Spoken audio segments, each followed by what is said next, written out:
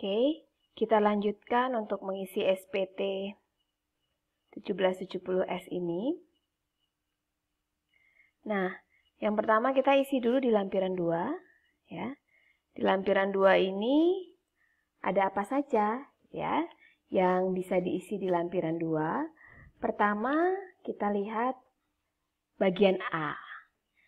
Di lampiran PDF yang saya bagikan, gitu ya, di sana ada di soal, gitu ya, ada bunga simpanan. Ya. Bunga simpanan ini ada di kolom penghasilan, di soal penghasilan, gitu ya, di nomor D ini. Jadi lampirannya halaman 4, kalian lihat ya. Ini jumlahnya 6 juta. Kemudian PPh terutangnya karena bunga simpanan di atas 240.000 gitu ya. Kalau kalian ingat materi sebelum UTS, nah PPh terutangnya 600.000. Kemudian yang kedua di C ada dividen ya, penghasilan dividen. Ini lihat lampirannya lampiran 3. Kalau kalian lihat di lampiran 3 ini, lampiran 3 yang mana? Di lampiran 4 ya, halaman 4 maksud saya. Ini lampiran, oke, ini lampiran 4 ya. Tadi 6 juta dari Koperasi Makmur Jaya, gitu ya. Kemudian yang lampiran 3 ada dividen 10 juta dari PT Kahyangan. Ini diisi juga. 10 juta. Ini di nomor 12 gitu ya. Penghasilan brutonya 10 juta. Sesuai saja dengan bukti potong ini ya. Kemudian PPh terutangnya 1 juta. Dijumlahkan 1.600.000. Oke, semoga bisa dipahami. Yang kedua adalah kolom harta. Di bagian B ini ada kolom harta. Kode hartanya nanti biasanya ada catatannya sendiri-sendiri gitu ya. Ada catatan sendiri-sendiri. Nanti kalau di e-filing itu sudah ada kode harta untuk rumah berapa kita. Saya anggap nih kode harta 061 gitu ya. Ada tanah. Tanah diberi keterangan. Luasnya 500 meter persegi. Kemudian kapan tahun perolehannya? Tahun perolehannya 2002. Kemudian harga perolehannya berapa? 250 juta gitu ya. Kemudian ini kolomnya agak kurang ini ya. Jadi kita ikuti saja ya. Ada NPOP-nya di keterangan harusnya ya. Berapa gitu ya nilai objek pajak.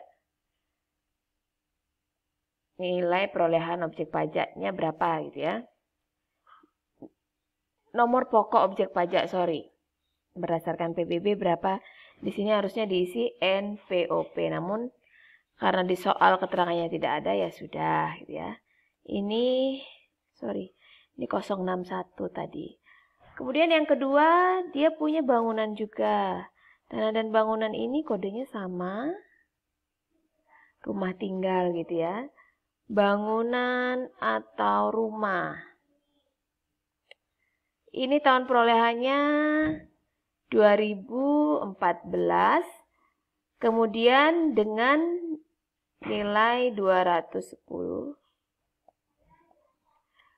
Kemudian ada apa lagi? Ya, betul sekali. Ada tabungan di koperasi. Anggap kodenya 012 ya. Nanti ya ini di e-filing sudah ada kodenya masing-masing gitu ya. Harus dicek ini ya. Ini kita sebut saja tabungan. Di nama koperasinya Koperasi Bank gitu ya. Tahun perolehannya 2015. Jumlahnya berapa? 50 juta. Kemudian yang terakhir ada kendaraan. Ini nggak usah dihafal ya kode-kodenya ya. kendaraan Honda Jazz misalnya ya. Tahun perolehannya juga 2015 dengan harga perolehan 200 juta. Kemudian kita jumlahkan berapa asetnya. Ya, kita jumlahkan total asetnya. Oh, sorry. Ini kebanyakan ya. Sambil diikuti ya. Oke. 250 juta. Oke. Berarti ini ada, kalau di sini berarti ada keterangannya nomor polisi berapa kalau ada ya. Nah, setelah mengisi kolom harta, langkah selanjutnya kita akan mengisi kolom utang. Di kolom utang ini ada utang bank, misalnya kita beri kode pinjaman di bank, banknya bank BPD. Di soal ya, ini bank BPD di soal jumlahnya ya alamat peminjam ya alamatnya si siapa? Si Rizky gitu ya. Alamatnya si Rizky, alamatnya si siapa ya? Banknya gitu ya. Banknya misalnya alamatnya jalan apa gitu ya. Tahun peminjamnya 2015. Tahun peminjamannya minjamnya 120 juta. Kemudian ini di summary. Berarti ya karena hanya satu, tinggal jumlahkan saja semua gitu ya. Yang terakhir di lampiran 2 ini kita isi bagian D, daftar susunan anggota keluarga ya. Ini punya satu anak, satu istri. Yang sah ya sesuai kakak. Yang tidak sah ya tidak dimasukkan ke daftar susunan anggota keluarga. Anggap namanya Amalia Risma ya. Nicknya berapa ditulis, nicknya berapa, 34, sekian. Tulis ya, hubungannya apa, istri, ya. Kerjanya apa, ibu rumah tangga misalnya. Ini kurang ini ya, kurang bagus kolomnya ya. Kemudian anaknya namanya siapa? Saskia Sungkar gitu ya. Misalnya. Ya ayahnya namanya Yogananta ya. Saskia Yogananta. Kalau ada sudah punya nick, silahkan ditulis gitu ya. Kemudian hubungannya anak. Berarti di sini hubungan keluarganya harus ini ya. Ditulisnya anak kandung gitu ya. Kalau anak tiri ya tulis anak tiri. Misalnya pelajar ini ya.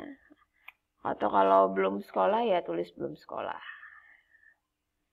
Atau ya karena masih kecil ya tidak diberi keterangan juga tidak apa-apa gitu ya.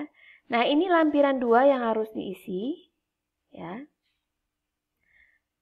Sudah semua terisi ya. Sudah semua terisi dari atas. Kemudian ini jadi agak berpindah ya. Tadi. Oh, karena nicknya tadi ya. Oke, kita biarkan saja. Nah, kemudian kita lanjutkan ke lampiran 1, namun sebelumnya videonya terpaksa harus saya potong. Kita akan lanjutkan di bagian ketiga. Sampai jumpa.